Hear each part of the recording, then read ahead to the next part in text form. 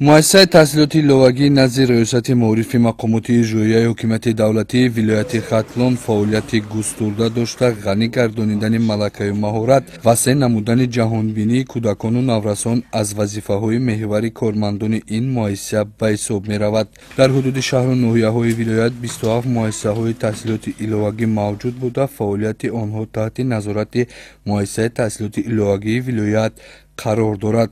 در هر یک مؤسسه تحصیلات ایلوگی فعالیت محفل‌ها به راه مانده شده نورسان زیادی به دانش آموزی و کسب از خودکونی جلب گشتند. امروز در مؤسسه تحصیلات ایلوگی ولایت ختلان بابت تشکیل نمودن فعالیت محفل‌ها که خوانندگان مؤسسه تحصیلات میانه عمومی تمام شهر و ناحیه‌های جمهوری در تعطیل زمستانه هستند.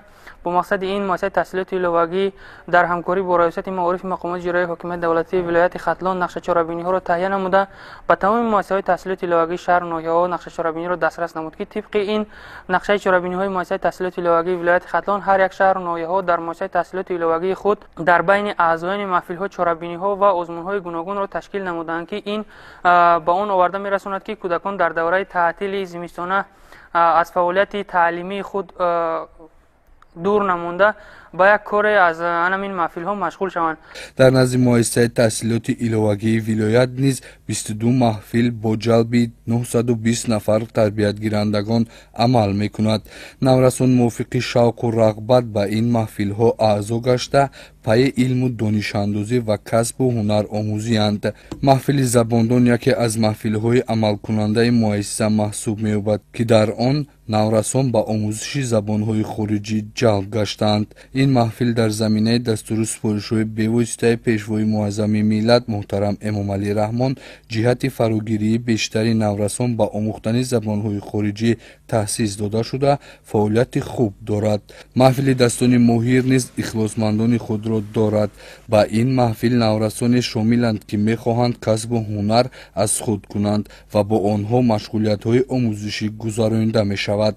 ماموریت مؤسسه تحصیلات ایلوگی ولایت با مقصد آموزش بیشتر تکنولوژی معاصر که تقاضای زمان دانسته می شود فعالیت محفل آموزشی فنی کامپیوتر را راه اندازی کردند. این اتاق تعلیمی با کامپیوترها مجهز بوده اعضای این محفل با کامپیوتر کار کردن را می آموزد. در مجموع فعالیت محفل های عمل کننده نزد مؤسسه تحصیلات ایلوگی ولایت خوب ارزیابی می شود.